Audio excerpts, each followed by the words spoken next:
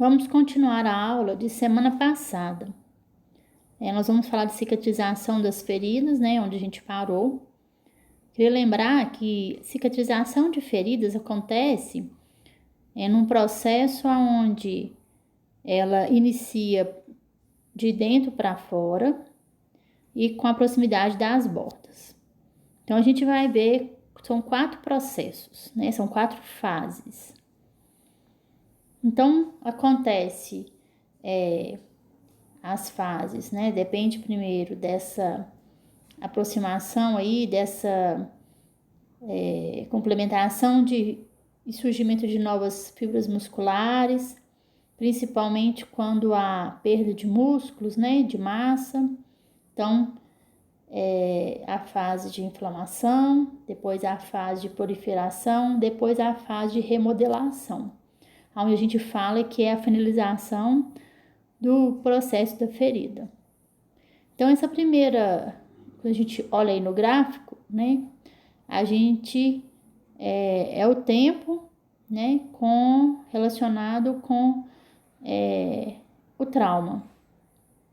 Então, nesse primeiro momento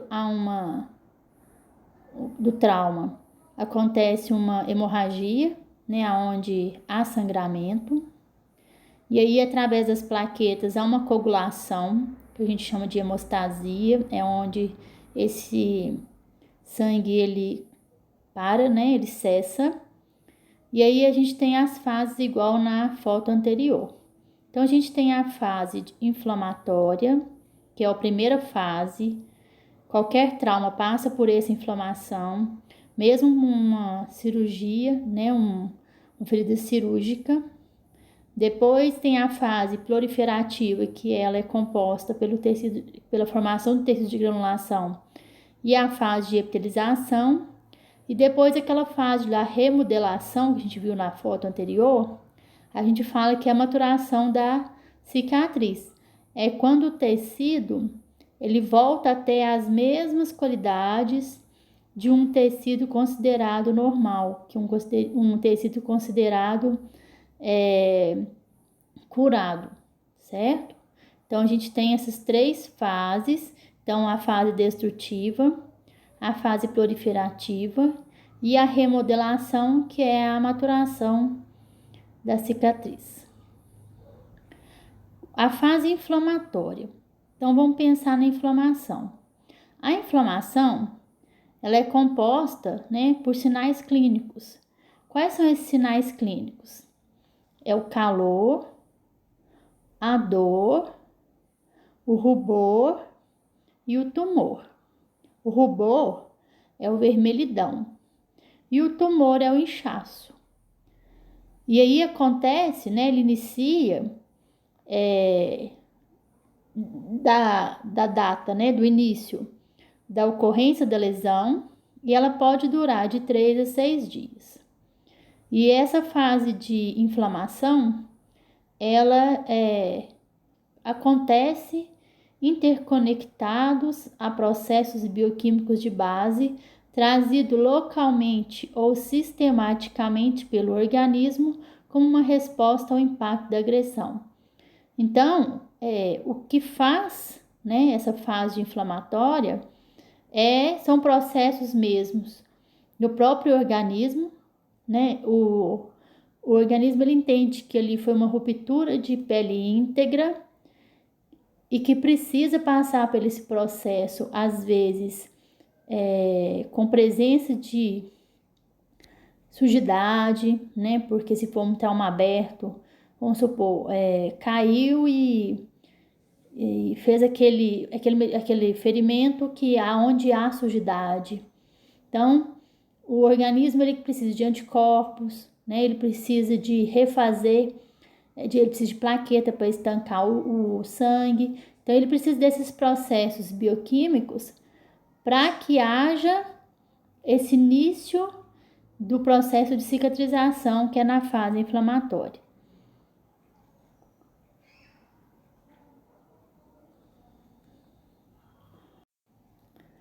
Na fase proliferativa, que a gente chama de fase de granulação, é quando os fibroblastos preenchem o espaço deixado pelo tecido perdido com um novo tecido de granulação. Então já se passou, né, o período de inflamação, e aí a gente precisa agora, né, o ferimento ele precisa nesse momento formar o tecido de granulação. E o que são fibroblastos? São células musculares imaturas, elas vão amadurecer ainda. É o início da formação de um novo sistema muscular. E aí, igual eu falei para vocês, ela sempre inicia de dentro para fora para aproximação de bordas. Né? O desenho aí tá bem explicativo, facinho de entender. No primeiro aí ainda tá bem cavitosa, né? E aí após alguns dias ela vai ficando uma cavidade menos profunda e com um resultado satisfatório. Então tem as fotos, coloquei, né, aquele tecido de granulação, a gente já falou sobre ele anteriormente. É um tecido bastante avermelhado, um tecido bastante irrigado, correlacionado ao sistema circulatório. É um tecido muito sangrante, a gente tem que ter muito cuidado na hora de fazer a limpeza desse tecido. E cuidado também na hora de limpar para a gente não agredir o tecido de granulação. A gente tem que manter ele para que ele continue, manter ele e a gente vai ver que a gente tem alguns fatores que ajudam e muito na cicatrização, que é temperatura, umidade, né? E isso tudo vai influenciar. Então a gente tem que pensar que nesse momento a gente tem que preservar ao máximo esse tecido de granulação. A fase de proliferativa, que é de contração, é quando as bordas vão se aproximando. É um momento em que a ferida ela coça, tá? A gente tem relatos de dar um prurido, né? Que é o coçar. Então a gente fala com o paciente, vai coçar, é sinal que está melhorando. E a gente tem que orientar esse paciente a não coçar, né? Porque ele vai agredir muito o tecido. Porque como há essa contração dos miofibroblastos, pode haver liberação de alguns componentes da pele, e aí a gente sabe que isso vai causar uma certa coceira, certo? Então a gente tem que pedir para o paciente para ele não coçar. A fase proliferativa de epitelização é uma nova epiderme, ou seja, né, a última fase de cobertura dessa ferida. Ela é requerida ao fechamento final da ferida. Células das camadas germinativas da epiderme, que estará ao redor da ferida, invadem a superfície do tecido de granulação. Então, é o último momento, né, para a gente considerar que é uma ferida 100% curada, né, 100% fechada. A fase de maturação, que é a fase reparadora, ela leva de 3 semanas a meses e anos. Então, a gente sabe que tem ferida crônica. Essas feridas crônicas, elas demoram bem mais para cicatrizar. E o amadurecimento e fortalecimento dessas fibras. A gente sabe que dependendo do local da ferida, desnutrição, hidratação, alimentação, umidade, né? O cuidado com essa pele, esse amadurecimento e fortalecimento das fibras, elas demoram um pouco. Então, qualquer, às vezes, esbarrão ou agressão pode abrir essa ferida novamente. Então, tem que ter muito cuidado até realmente o final da maturação reparadora das fibras finais das feridas.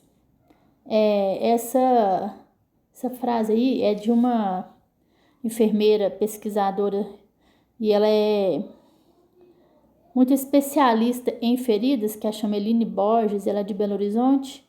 Ela fala o seguinte: uma ferida é considerada cicatrizada quando o processo de maturação restabeleceu a continuidade da superfície da pele e quando a força é suficiente para a atividade normal. Então, a gente considera, né, uma ferida curada somente quando há, né, essa processo de maturação e a força dessa pele, ela é igual ou ela é suficiente para atividade normal. Então, as formas de cicatrização, a gente tem as feridas agudas e as feridas crônicas. As feridas agudas são feridas cirúrgicas, tem pouca perda de tecido e as bordas são mantidas em justa posição por suturas ou adesivos e cicatrizando por primeira intenção. Então, faz a cirurgia, né? Há pouquíssima perda de tecido, porque como é bisturi, corta ali, né? Vai ser só um corte. E as bordas são ajustadas através ou de sutura ou de adesivos. A ferida crônica, ela é diferente. Tem uma importante perda de tecido. As bordas não podem ser mantidas juntas, então tem que aguardar esse processo de cicatrização. A cicatrização envolve complexos processos de reconstrução e a cicatrização ocorre por segunda intenção. Então, a gente tem que avaliar todo o tecido que envolve essa ferida crônica, se tem necrose, se tem exudato, aonde essa ferida se localiza, né? Usar as coberturas que são específicas e ideais para esse tipo de ferida, né? Para a gente ter uma boa cicatrização. E tem a cicatrização por terceira intenção. É aquela deixada aberta por um período e sutura posteriormente. Feridas cirúrgicas infectadas e deiscência. A ferida cirúrgica, quando ela infecta, muitas vezes ela abre. A gente fala assim, rompeu o ponto, a ferida abriu. E aí, uma vez que se fechou uma vez, não pode ter duas suturas em cima da mesma ferida. Então, ela tem que ficar aberta. E aí, o processo de cicatrização, ele entra ali igual na segunda intenção. Ele é um processo mais demorado. Ele é um processo que muitas vezes depende apenas do organismo. E aí, a gente tem que ter um cuidado muito especial com ele, porque dependendo da ferida, ela vai ficar muito exposta. E a possibilidade de uma infecção é muito grande, certo? Então, cicatrização por terceira intenção tem essas características. Quais são esses fatores que influenciam na cicatrização? Idade.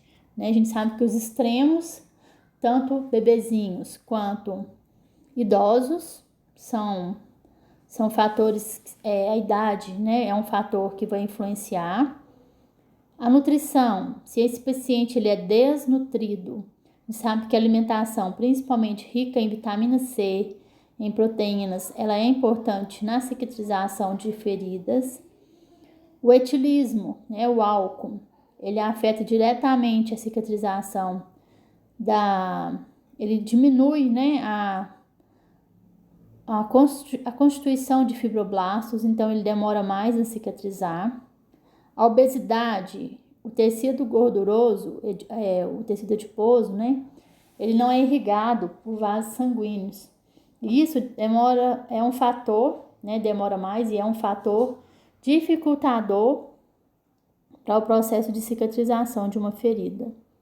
A extensão da lesão, quanto maior a lesão, mais difícil fica para a gente fechar essa ferida. E às vezes, não só extensão de diâmetro, mas extensão de profundidade. Então, a gente tem que pensar quanto mais profunda. E se a gente associa outros fatores, né? Uma lesão grande e ainda um idoso, ou uma lesão grande e um paciente obeso, idoso, diabético, isso são fatores que complicam ainda mais a ferida, né, e o tratamento desse paciente. Quem faz tratamento com imunossupressão, né, usa altas doses de corticoide. E diabético. O paciente diabético, ele tem uma cicatrização bem mais lenta, devido a componentes da própria glicose, né? A glicose a gente precisa dela em quantidades normais que circulam no corpo. A gente sabe que o diabético, a gente precisa da insulina, né? Também dosada, uma vez que tem muita glicose que circula no organismo e tem baixa insulina, essa glicose não consegue entrar na célula, essa célula ela não consegue produzir a energia e a gente precisa disso tudo para fabricar novas células. Então, o paciente diabético ele tem um complicador. Então, a gente tem que pensar que fatores influenciam sim, e se eles associados um ou mais, complica mais ainda. E agora a gente vai falar de cobertura. O que é cobertura? Cobertura é que a gente chama de curativo, né? A gente, depois que a gente vai aprendendo, né, a falar as denominações certas, o curativo em si, ele é um conjunto. Então, a gente passa lá desde a avaliação, depois a gente passa pela fase de cicatrização e a gente termina com a fase de cobertura. Ele é a reparação do tecido e aí ele é com duas vertentes, né? Tem o processo sistêmico e tem as condições locais. Então, a gente vai ver que a gente tem que avaliar quais são as possibilidades de melhor êxito na condução dessa ferida, né? Qual o melhor tipo de cobertura para que esse resultado seja eficaz. Então, quando a gente fala de terapia tópica, ou seja, a gente colocar algum tipo de medicamento, a gente tem que avaliar vários fatores. E o objetivo dessa terapia é auxiliar a hemostasia, ou seja, diminuir o sangramento, a gente proteger a ferida contra um trauma mecânico, ou seja, esbarrar, né, bater, ficar desprotegido, proteger a ferida contra infecção, limitar os movimentos dos tecidos em torno da ferida. Vamos supor, um ferimento que às vezes ele é envolto por uma camada gordurosa, né? Ou então às vezes é um ferimento aonde durante o movimento de algum membro ele vai interferir na cicatrização. Promover um ambiente úmido na superfície da ferida. A nossa ferida tem que estar sempre úmida. A gente sempre tem que manter o leito dessa ferida úmido, né? Quanto mais úmido, não é encharcado, a gente sabe que o resultado dessa ferida é melhor. Prevenir ou diminuir o espaço morto. Dar continuidade, dar conforto psicológico ao paciente.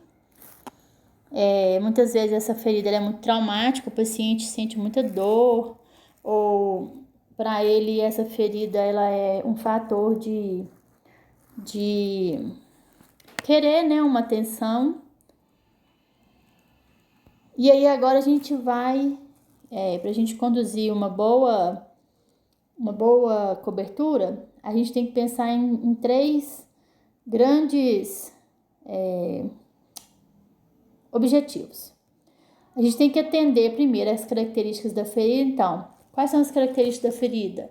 Ela é exudativa, ela é sangrante, ela é extensa, ela é uma ferida que vai ser uma úlcera por pressão, uma úlcera venosa, uma úlcera arterial, né? Então, a gente primeiro tem que entender quais são as características dessa ferida. Depois, ser prático para o paciente e para a família. Não conseguimos, muitas vezes, conduzir uma ferida, um curativo sozinho. A gente precisa do auxílio da família. Mesmo porque, quando vocês estiverem lá no estágio na atenção primária, né, o que eu estou acompanhando agora, a gente sai muito para fazer curativo. E a gente sabe que a gente não consegue todo dia. E tem curativos que são trocas diárias. E tem curativos que são trocas com mais dias. Mas mesmo assim, final de semana a gente não tem condição de ir. Ou por algum motivo a unidade de saúde não consegue ir até a casa do paciente. Então a gente precisa muito do apoio da família. Então, sempre tem que ter alguém da família que presencie e aprenda como faz, né, o curativo, para que esse processo não seja interrompido, uma vez que curativo é igual prescrição médica, é igual medicamento. A gente tem que fazer ele dentro de uma responsabilidade, dentro de um período onde que a gente sabe que vai ser um curativo que vai ter um bom êxito no final. E uma boa relação custo-benefício. Hoje em dia no mercado tem muitas coberturas, muitas. Desde coberturas bem baratinhas até coberturas que são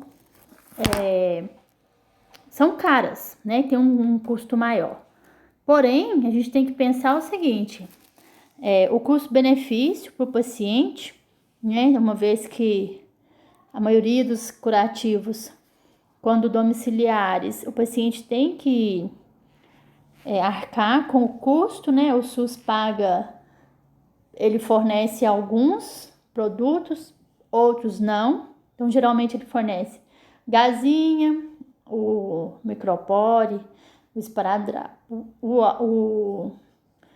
a água, né? O sorinho, mas a cobertura final muitas vezes ele não oferece. Então, tem que ver se a família tem condição de comprar. Não justifica a gente começar com uma cobertura muito cara e depois, né, não ter condição de continuar. E pensar no custo-benefício. O paciente ele não adere ao tratamento, como que a gente vai aderir, né, sugerir uma cobertura que tem um valor muito alto e que a gente sabe que o resultado não vai ser tão aquilo que a gente espera. Tudo tem que ser muito bem pensado, tá? O custo-benefício em relação a esse paciente. A gente tem que avaliar, além do custo-benefício, dor, né, deslocamento, se caso necessário, até a unidade de saúde, as condições sociais desse paciente, né, o convívio até familiar, para a gente entender qual que vai ser a possibilidade do fechamento dessa ferida. Então, o curativo ideal, aquele que mantém alta umidade. Entre a ferida e o curativo, tem que haver, né, uma epitelização mais rápida, com diminuição da dor e aumento do processo de destruição natural dos tecidos necrosados. Então, a gente tem que manter esse curativo úmido. A gente lava com soro e não enxuga totalmente a ponto de deixar esse curativo totalmente seco. A gente mantém o leito da ferida sempre úmido. Isso vai promover essa epitelização mais rápida, né? Aquele processo que a gente viu lá atrás de formação de uma nova camada da pele. Aquele que remove o excesso de exudato, né? A gente tem aquilo que eu falei. Quando a gente estava falando de exudato, a gente sabe que o exudato ele é um indicativo de troca de curativo muitas vezes. E aí, quando a gente faz o curativo que a gente tá vendo que ele está muito exudativo, a gente coloca mais gazinhas nesse curativo. Porque não pode ficar molhado, né? Assim, extravasar. Não pode ficar pingando, né? Às vezes a troca tem que ser uma troca mais frequente. E outra coisa, que se fica muito molhado, ele vai macerar os tecidos circunvizinhos. O que é isso? Ele vai lesionar o tecido que fica circunvizinho à ferida, é a beira da ferida. Se ele fica molhado e fica, é como se ele ficasse, como que eu explico? Apertando, né? Ou macerando, ou seja, apertando mesmo e machucando ainda mais, né, o paciente. O isolador térmico, o que acontece? A temperatura, eu já falei para vocês que ela tem que manter, né? A ferida tem que manter a temperatura do corpo para que haja uma melhor cicatrização. Então, uma manutenção de temperatura constante de 37 graus estimula a atividade de divisão celular durante o processo de cicatrização. O ideal, quando é possível, a gente fazer até o curativo com o soro morno.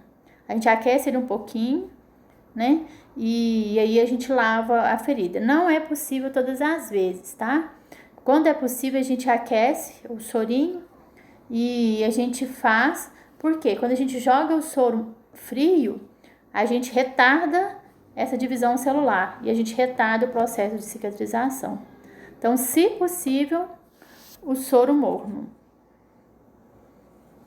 A impermeabilidade à bactéria, então tem que haver barreira entre a ferida e o meio ambiente. Então a gente tem que ter, né, se é na primeira foto aí tem um plástico filme, onde geralmente a gente coloca em feridas, né, vocês vão ver. Aí nesse caso aí eu coloquei especificamente em catéter, né, de acesso central ou de jugular, mas a gente usa também esse tipo de dispositivo para a gente colocar em feridas, aonde não vai haver a invasão, né, ou a possibilidade de uma infecção causada por bactérias, e além disso a gente mantém o meio úmido, ele não vai molhar, porque o curativo não pode molhar na hora do banho. Ou a gente troca após o banho, se ele molhar, ou a gente coloca, né, protege para que não molhe. Então ele vai manter a temperatura adequada, né, ele vai fazer essa impermeabilização com relação a bactérias. Então sempre o curativo tem que se manter fechado para evitar a possibilidade de uma infecção. Isento de partículas de micro-organismos, então pode renovar ou prolongar a reação inflamatória, afetando na velocidade da cicatrização. Se tiver micro-organismos, essa fase inflamatória, ela passa por uma fase um pouco mais complicada, às vezes com a necessidade de uso de antibiótico. Só com o uso de antibiótico que vai aumentar essa cicatrização, uma vez que vai ter micro-organismo fazendo uma inflamação, uma infecção. E aí a gente tem que pensar o seguinte: na hora de a gente fazer o curativo, a gente tem que usar materiais adequados. Então a gente usa o kit de curativo com pinça, com tesoura, estéreo, né? Mesmo sendo um curativo que não é estéreo, mas a gente precisa de ter todos os equipamentos, ter com a mão limpa, usar as luvas de forma correta, a gente fazer, né, de uma forma bastante antisséptica, né, limpar o local direitinho, lavar o local direitinho com soro.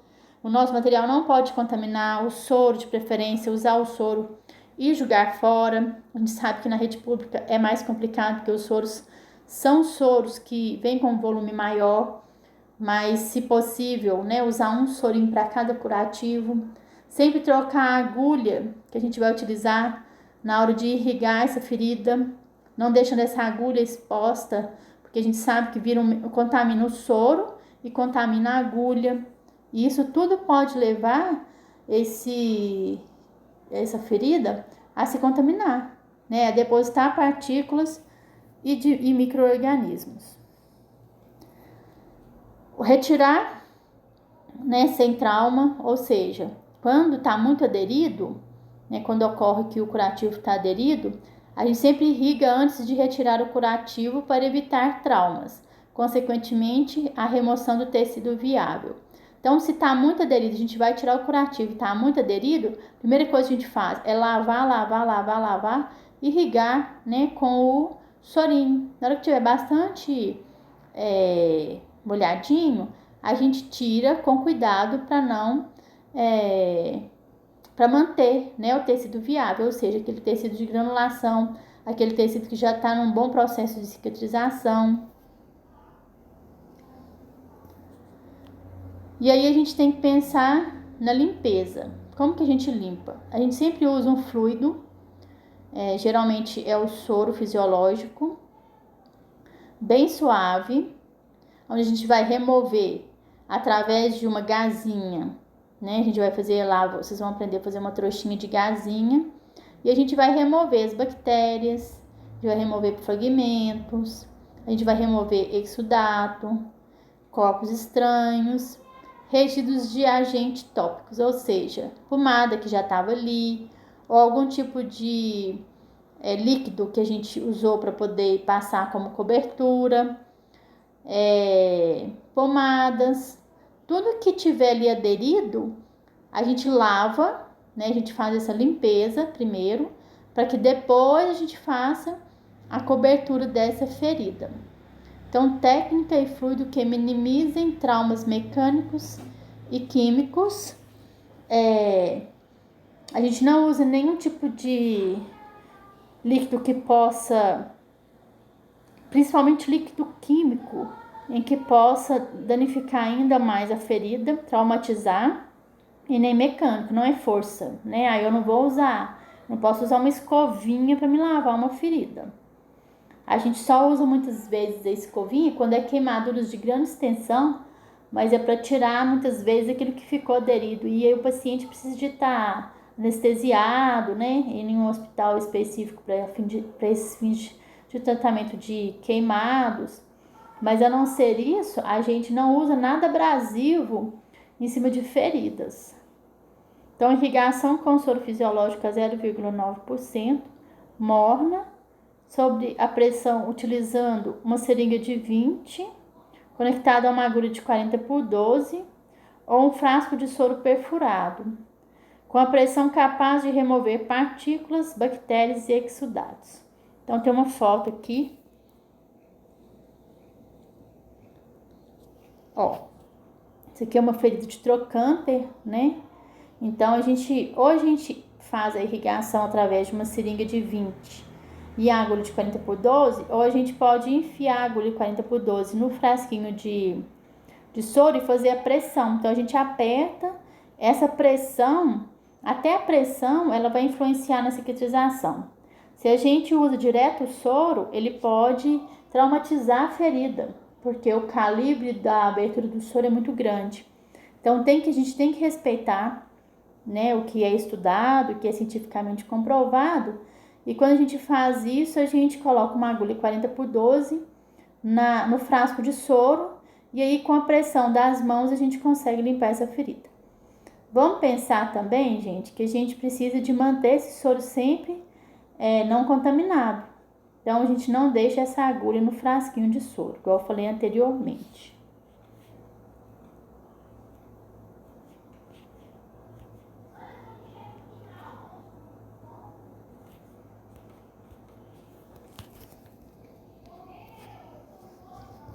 Então, cuidado com a limpeza. A limpeza é a remoção de debris, ou seja, alguma fibrina que está ali aderida, algum sangue que está ali coagulado, ou algum outro componente da própria ferida que precisa de ser extraído daquela ferida, o exudato, os resíduos de agentes tópicos, micro-organismos e preservação do tecido de granulação. Isso a gente chama de limpeza. E a desinfecção dessa ferida, a gente fala que é a redução de micro-organismos, que isso é muito questionável. Quando a gente vai estudando, a gente vai ver que isso é questionável por quê? Se a gente reduz micro-organismos, muitas vezes a gente lesiona essa ferida mais. São produtos químicos que são utilizados. Então, ao invés de favorecer na formação de tecido de granulação, ele destrói esse tecido de granulação. Então é questionável e muitas vezes a gente utiliza só essa desinfecção para feridas cirúrgicas e mesmo assim por indicação médica. 99,9% das feridas são realizadas limpezas com o soro fisiológico. Então, as soluções, a gente tem algumas soluções que são antissépticas. A gente tem o PVPI, né, que é a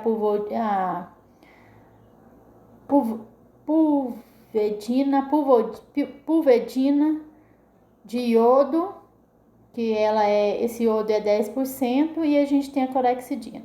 A clorexidina, ela é utilizada, existe várias concentrações, certo?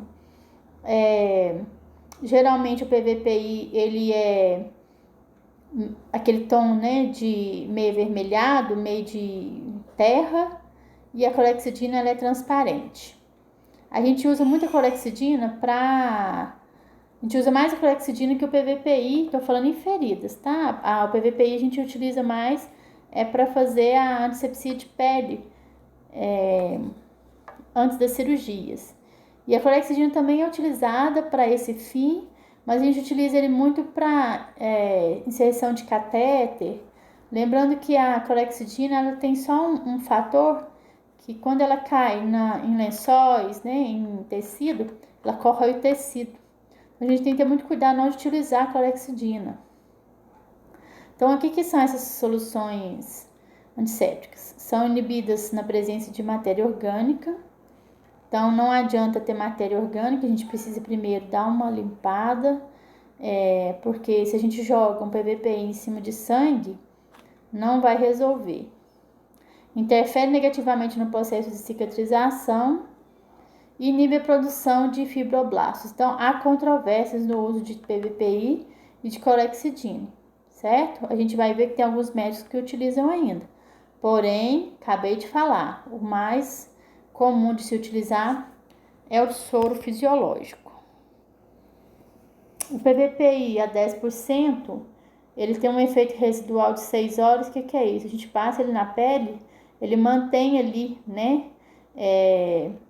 uma diminuição de micro-organismos durante 6 horas. Pode haver uma irritação de pele íntegra, ele pode causar uma irritação alérgica, principalmente quem tem alergia ao iodo. Ele modifica a coloração da pele, porque como o iodo ele é bastante avermelhado, quando a gente utiliza, ele pode deixar a pele com uma coloração diferente. A clorexidina a 4%, ela pode causar uma irritação na pele, né, um produto químico. Pode provocar seletividade para micro-organismos gram-negativos da pele. O que é isso? O micro-organismos gram-negativos, vocês vão ver isso na biossegurança, ele é um micro-organismo bem mais resistente com relação ao uso de antibióticos. E quando ele fica seletivo ao uso da clorexidina, ele começa a não fazer mais efeito quando se usa ele na diminuição dessa flora bacteriana. E ele vai ficando mais resistente. Então, quando a gente utiliza, né, quando o médico utiliza esse tipo de líquido, né, de produto, é como se não mais resolvesse, né? O micro-organismo ele continua ali persistindo na flora bacteriana da pele.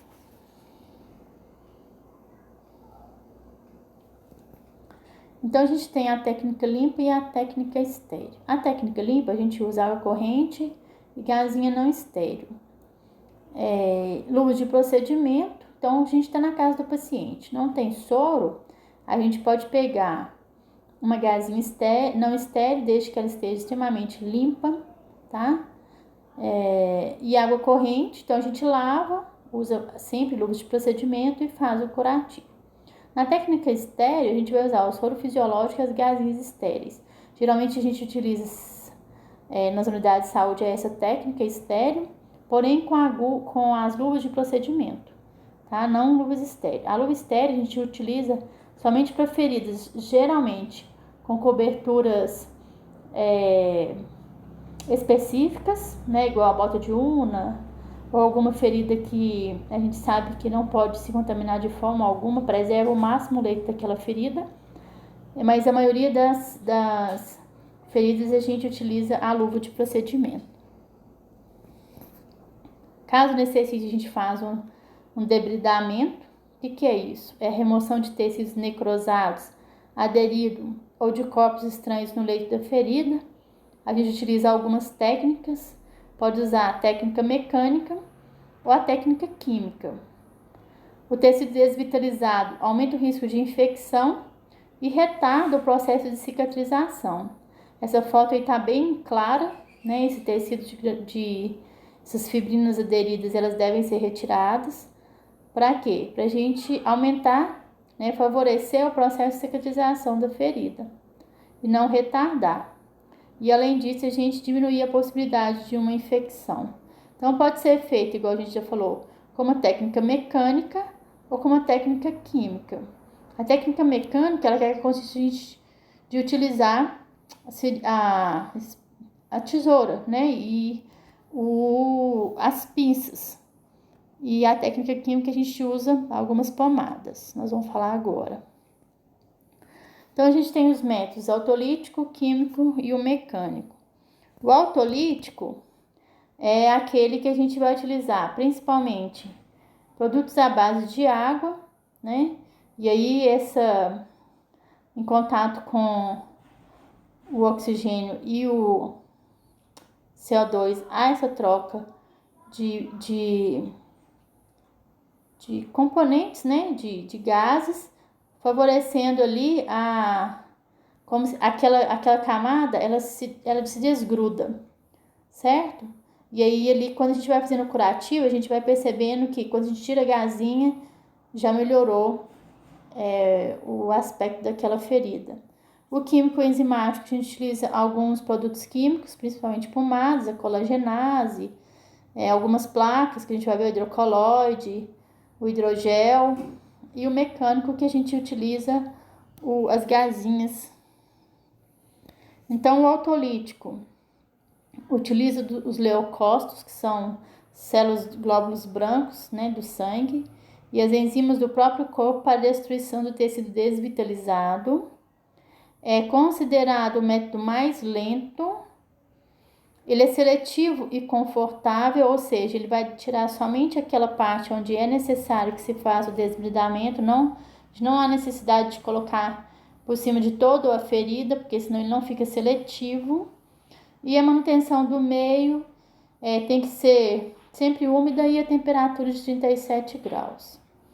Algumas coberturas sintéticas, né, que vão ajudar nessa produção de leucócitos, são coberturas de hidrocoloide, que é essa plaquinha amarela que está aí do lado, o hidrogel, que é essa pomada transparente, né, de tubo, e coloquei só um exemplo, e os filmes de poliuterano. São excelentes essas coberturas, elas são muito eficazes, elas desbridam mesmo e dão um resultado bastante bacana na ferida.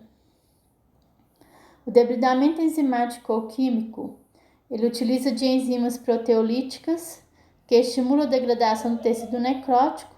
É necessária a manutenção do meio úmido.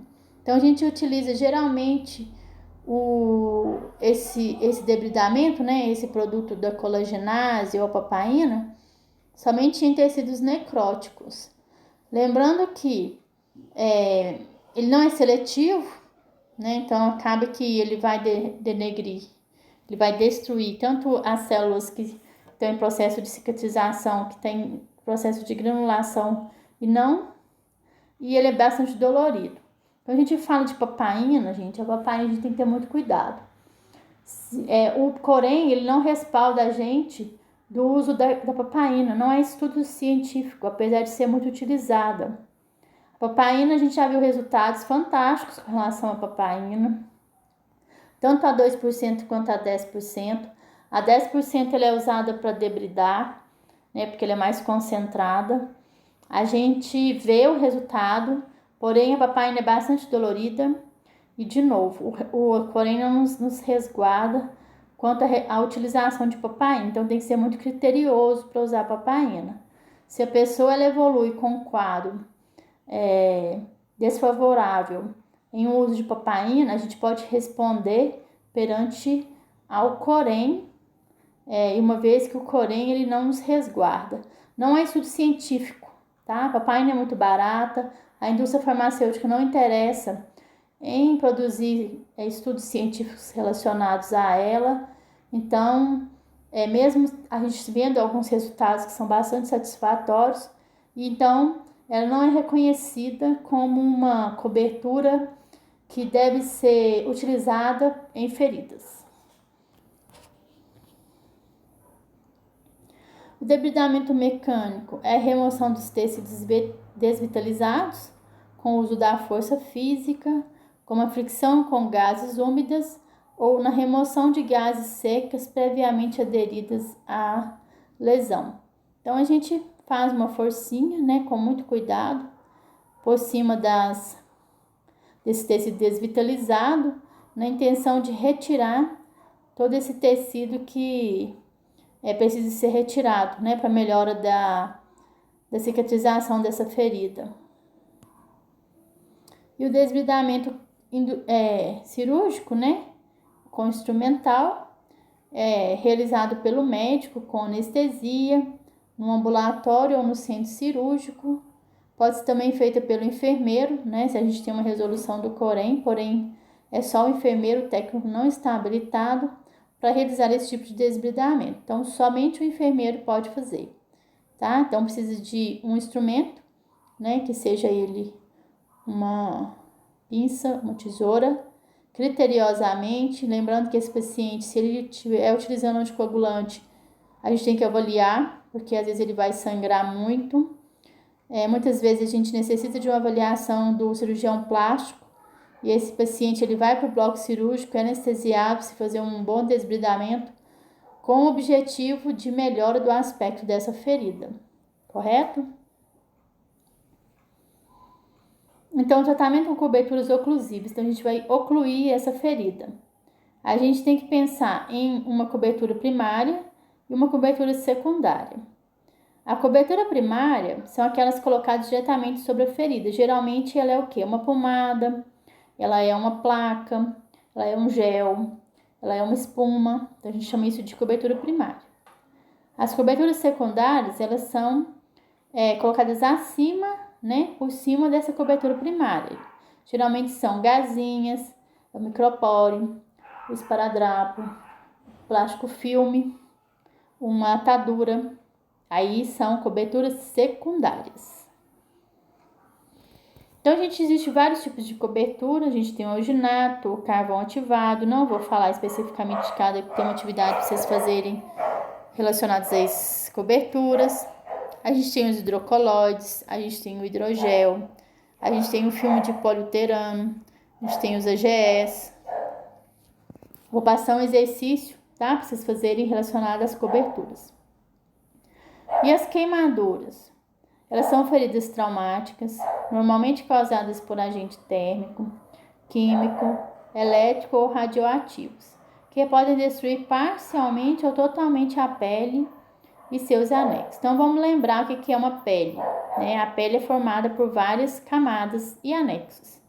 Então, a classificação dessas feridas, dessas queimaduras, desculpa, elas se consistem no grau, né, qual parte foi lesionada, até a qual profundidade dessas queimaduras. E a gente classifica, né, como primeiro grau, segundo grau e o terceiro grau. Então, os choques podem ser elétricos, causados por exposição de voltagem baixa, intermediária e alta, produzindo lesões locais ou sistêmicas. As queimaduras químicas são lesões causadas por exposição aos produtos químicos industriais e domésticos.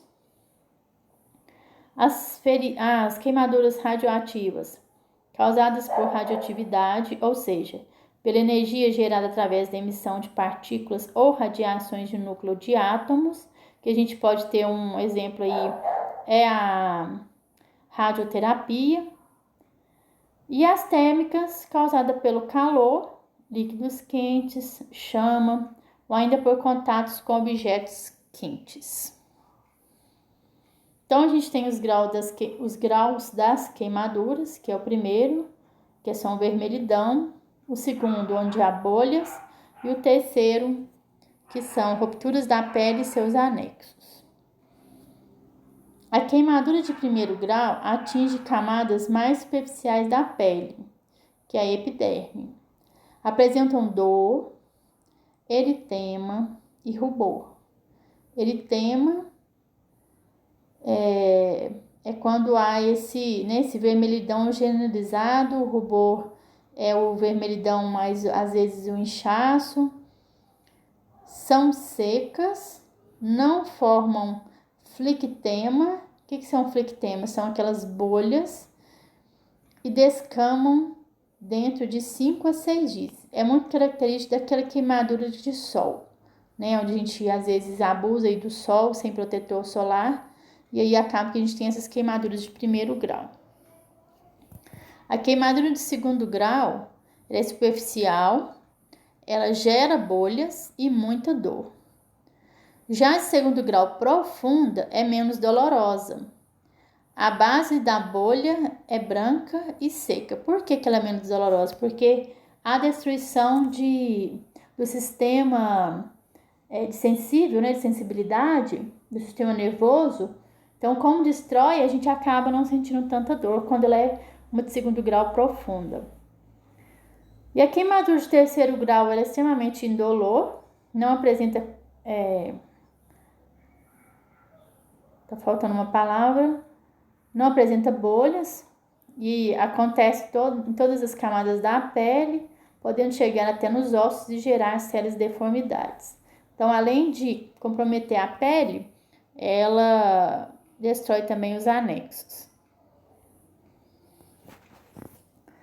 Áreas críticas. Então, aquelas queimaduras que são em face, região cervical, né, que é tórax, e abdômen, pescoço, região anterior do tórax, que é parte do peito, né? Região axilar, punhos, mãos e pés, cavidades, períneo e genitália são áreas críticas. Precisa de um cuidado e de um encaminhamento mais rápido até um centro de saúde, que seja um hospital ou que seja um PSF.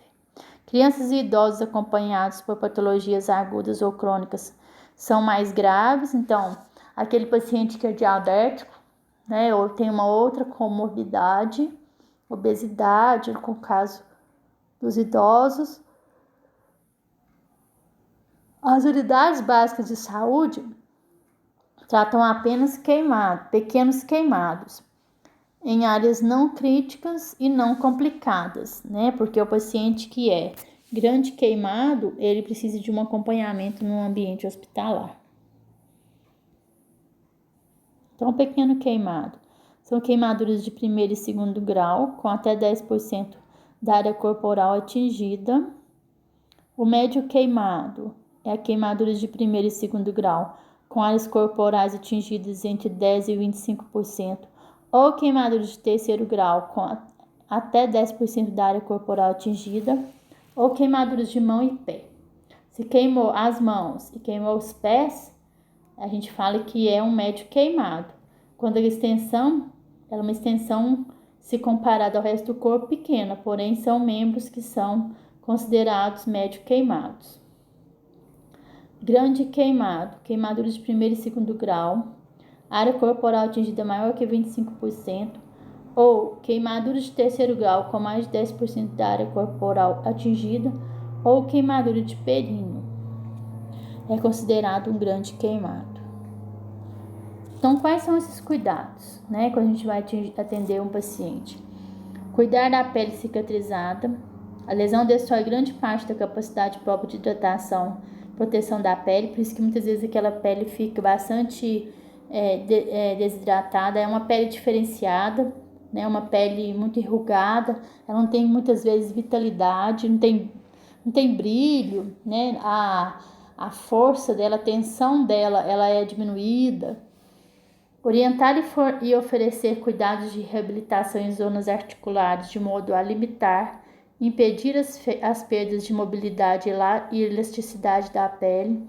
Então, se é em articulações, precisa de ter uma reabilitação, né? Às vezes cotovelo, joelho, na altura dos ombros, mesmo às vezes pescoço, né? Onde há uma mobilidade maior, precisa de uma reabilitação, muitas vezes com fisioterapia.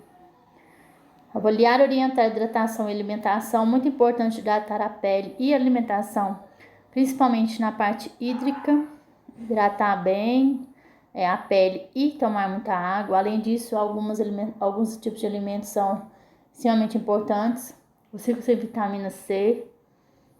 Orientar o uso de protetor solar quando a exposição ao sol, para evitar queimaduras, né, solares. E por fim, as feridas cirúrgicas.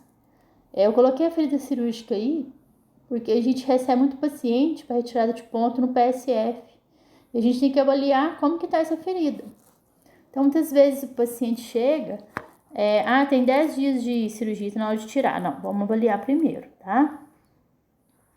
Então, o que são feridas cirúrgicas? São feridas intencionais, produzidas por instrumento cirúrgico, de modo a criar uma abertura no espaço do corpo ou órgão, apresentam início repentino e são de curta duração quando não apresenta cicatrização. Então, geralmente são feridas que têm sutura.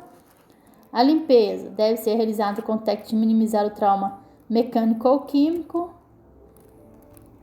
O uso de antisséptico são de recomendação questionável, de novo, né? Pois reduzem os micro-organismos, porém retardam a formação de tecido de granulação. Então, geralmente a gente utiliza o soro fisiológico, tá? Curativo. Geralmente a gente não coloca nenhum tipo de pomada, nenhum tipo de outro produto, a não ser que seja prescrição médica, mas é muito raro. Então a gente lava, né? Faz a limpeza com soro fisiológico e depois a gente fecha com o gazinho. Se for no hospital, geralmente a gente utiliza a gazinha estéreo ou a compressa estéreo. No PSF é a mesma coisa. Lembrando que colocar o mínimo de fita adesiva possível, porque na hora da retirada dessa fita pode lesionar essa pele periferida, ou seja, ao redor dessa ferida operatória.